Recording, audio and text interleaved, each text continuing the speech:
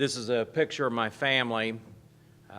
Don't necessarily need to have that up there, but that's kind of why I'm farming and why I'm involved in conservation. I'm convinced whatever I do on our farm, I can't mess it up enough that it won't still be usable by the time I'm done. We've got 5 sons.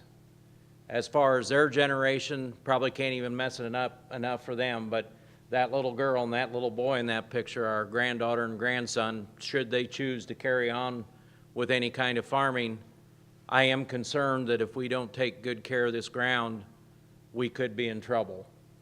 I guess my motto or whatever is, I would like to leave our farm in better shape, stewardship-wise, than what we got it. And it was in good shape. It's not that it was all beat up or anything, but I do think that long-term we need to look at making it better. So enough of that. We farm southwest of Stanton, Iowa. That's Stanton in the background and kind of a shot of our farmstead.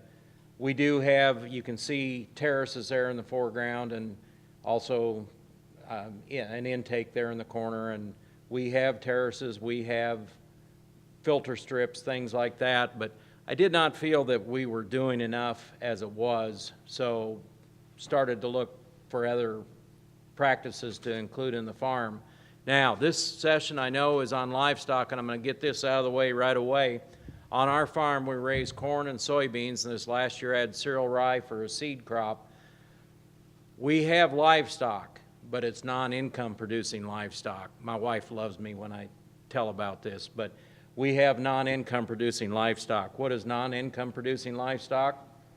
Cats, dogs, and horses.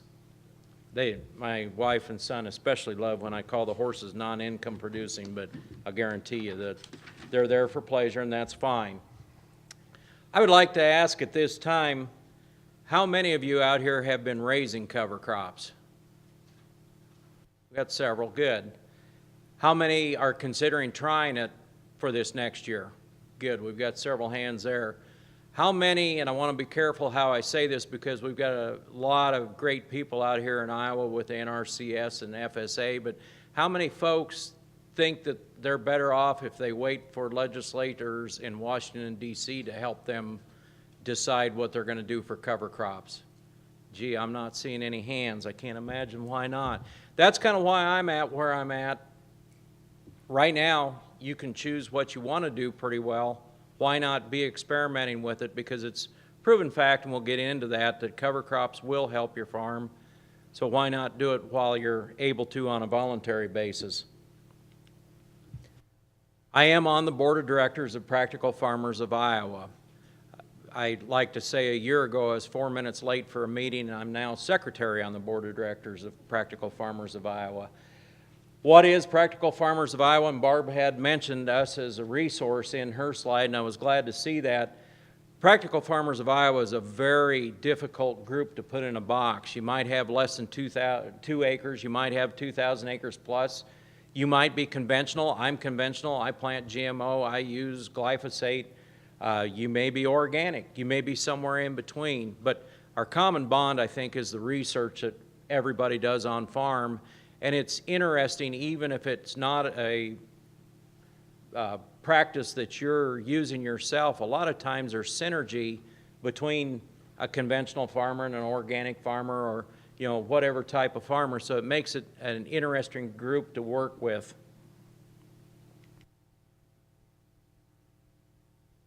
This is our mission statement. It's to research, develop, and promote profitable, ecologically sound, and community-enhancing approaches to agriculture.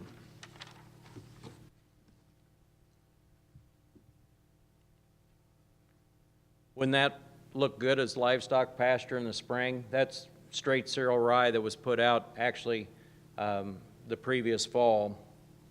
I joined Practical Farmers about 8 years ago and went to several different sessions learning about cover crops before I decided that it was time to take the plunge. 2 years ago this spring, I had one of those aha moments, another one of those rain events that we seem to be getting more of 3, 4 inches, whatever it happened to be. And even with the terraces and the filter strips and waterways and things, we still had washing out on our farm.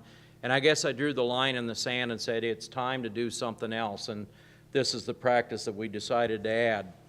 So a year ago fall, adding the cover crops into our rotation, you might say, I knew that cover crops would work from the meetings that I'd been to. I wasn't sure what type of cover crops and what type of application methods would work the best. So I decided to try several things. We did use a Kinsey planter with the special discs in it. We happened to use annual ryegrass and radishes with the planter. We just mixed the annual ryegrass and radishes together and put those out. Obviously, it was after the corn was harvested. Corn harvest in 2012 for us, as with a lot of people, was earlier. This picture was taken, I think, about the 2nd or 3rd of October, so pretty early in the fall. Can't always depend on that. We also did put cover crops out with tractor and drill, Great Plains no-till drill. Yeah, it's a smaller drill, but that's what our Pheasants Forever tractor happened to have. And so I wanted to try it and see if we liked that method of putting cover crops out. I wouldn't want to use a drill that small, but and the tractor on the front's kind of like swatting flies with a baseball bat. It didn't seem to have any trouble with horsepower, but it's what we had around, and it was a way to try it. Our final method, we did put cereal rye and crimson clover out with that. The final method that we tried, we have a helicopter service available close at hand, and while I'm not going to get into the debate too much on the types of aerial application between airplane and helicopter, for us, we felt the helicopter was a good way to try. I did notice, obviously, he's carrying the hanging basket underneath. I hear talk about prop wash. What we put out was a lot of straight cereal rye and then some cereal rye with crimson clover. I do know it seemed like as we were filling that basket, he was hovering overhead, which is a little exciting until you kind of get used to it. But when his tether would get tight, all of a sudden the turbulence on the ground disappeared. So that tells me, as far as turbulence in the air, there shouldn't have been much down where his hanging basket is. Obviously, he's got all the controls in the cab of the helicopter and can turn it on and off and set application rate. There's a pretty good sized gas-powered motor that's running the spinner and everything on the hopper itself. So for us, that's worked out pretty well. This is a picture, and it's not the best picture in the world, but that ditch was actually formed the year prior to cover crops. I did not want to go out and disc it or those types of things that we've done a lot in the past. I left it. We did, obviously, we've got the crimson, or not crimson clover, but cereal rye growing out there, and it's hard to tell, but we had the cereal rye growing throughout all of that impression, and I guess that tells me that we didn't lose any more dirt. Now, had we lost dirt from years before? Yeah, but I really feel like we stopped the flow of that dirt with the cereal rye, and that's maybe not the best stand of cereal rye, but it was doing its job, so I was really happy with that. That picture was taken about the 19th of April of this last spring, a year ago.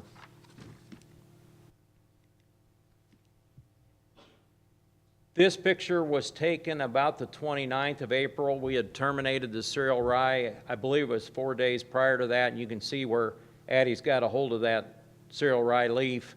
There is a certain amount of brown on there. The first time that you terminate cereal rye, they tell you it's going to take 3 weeks. It's probably going to take 3 weeks. You may even, on, say, around the 14th day, you may kind of scratch your head and say, I don't know if this is going to die or not, but it will. We use glyphosate and some other things in the mix to terminate it, but we did get it terminated satisfactorily.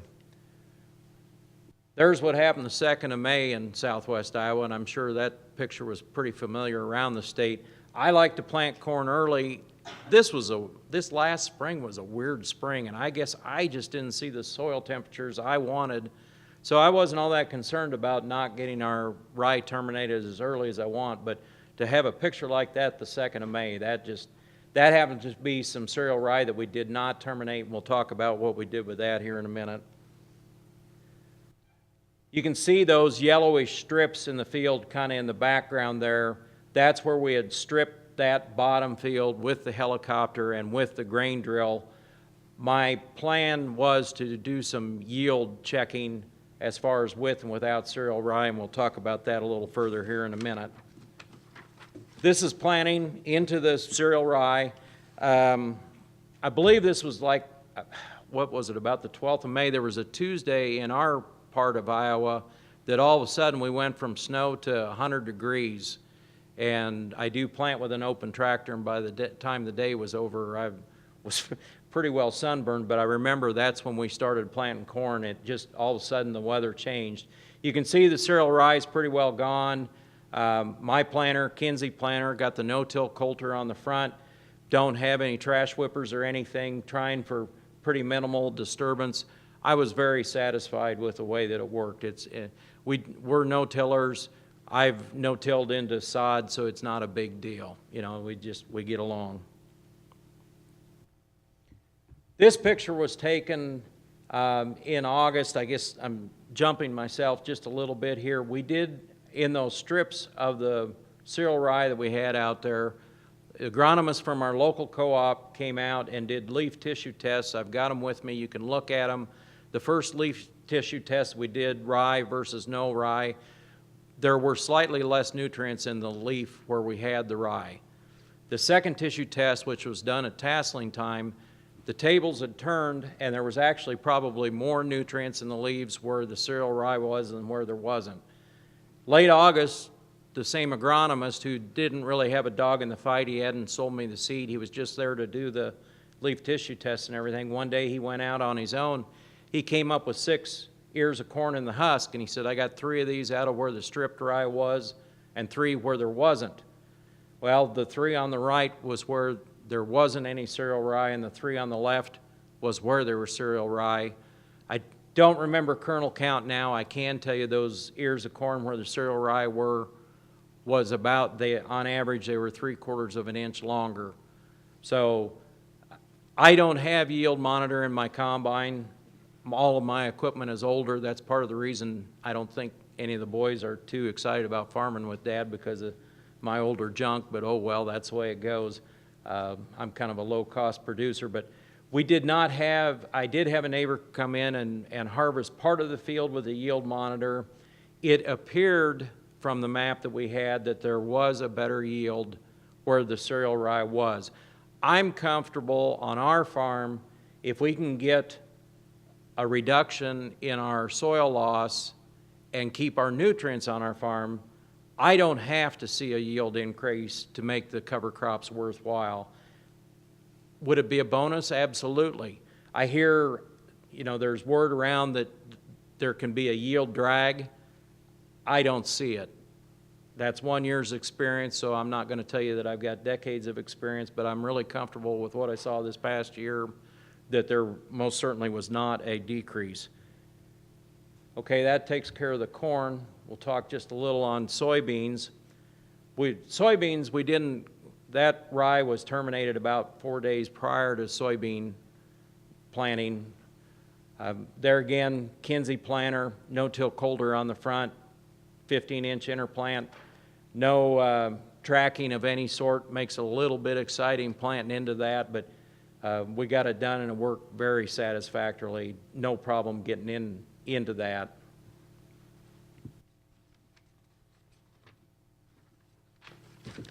There's just a shot. As I say, we did save a certain amount of cereal rye for seed. I'd been researching that, and Sarah Carlson with Practical Farmers have been telling me that I should, because it's pretty good value to it. Quite honestly, it's the best soybeans I didn't raise. And what I mean by that, for those of you that are interested in trying something like that, the yield was similar to my soybeans this year. We were short on rain in southwest Iowa. I actually went longer without rain this year than I did last year. Wasn't near as hot, but it was dry. But anyway, the yield was similar to my soybeans, and of course you didn't have the cost of putting the soybeans out there or the termination of the cereal rye. So we went ahead and took that to seed. There's just a shot combining. We did, once we made the decision where we were going to save the cereal rye, I did frost seed 10 pounds of medium red clover there this spring, and you can see some green out in there, and that's what that is. I'm not sure that I got as satisfactory a stand of the red clover as what I'd like. Another year, I'm hoping to save some for seed again, and if I do, I probably won't frost seed any red clover, but my intention will be to, as soon as that comes off, we'll mow down the straw.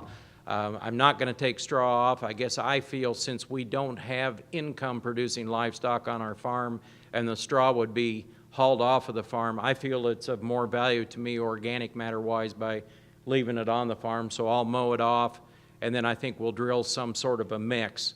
Can't tell you what the mix will be yet, but I'm thinking that we will. So that's kind of the plan for next year. After doing this the first year, trying several different methods, the planter, the drill, the helicopter, what did we like the best? Well, there's what we went to this year, about 85% of what we put out for cover crops. First of all, we did about 4 times the amount of cover crops this year we did last year. Still didn't do it on all the ground, but I intend to. I did back up. I'm cereal rye only this year, partly because I had my own seed and partly because I wanted to do some more research as to what better mixes are and hit it again this next year. We had 72 hand-seeded plots out for Practical Farmers of Iowa, checking various mixes and things in small plots, both in corn and soybeans, to see what would work for another year. So anyway, this year we went mainly with the cereal rye. What are the benefits? 28% reduction in your nitrogen loss, 50% phosphorus reduction, cuts your soil erosion in half, and greater water infiltration. There's a campaign that we've had going with Practical Farmers, Don't Farm Naked, Plant Cover Crops. I guess I would challenge all of you here. I'm sure everybody's got conservation measures of one sort or another on their farms.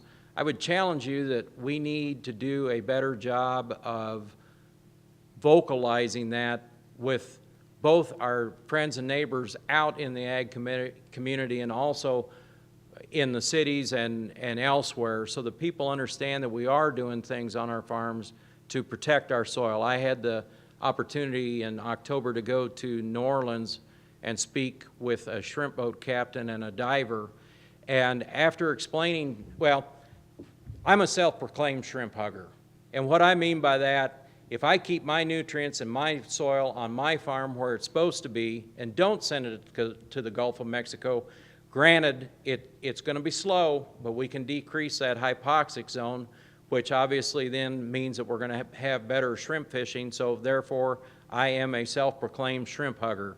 And while it's kind of maybe corny or whatever, it's fun, it's a non-threatening position to take, and it makes sense. People seem to understand it. So anyway, that's kind of what we're doing. One more ad for Practical Farmers. The photo in that picture, that was the end of harvest 3 years ago, and that's one point where a couple of boys came home from college and helped old Dad finish harvest. And to me, that's some of at least what it's all about, having family and community out there on the farm together.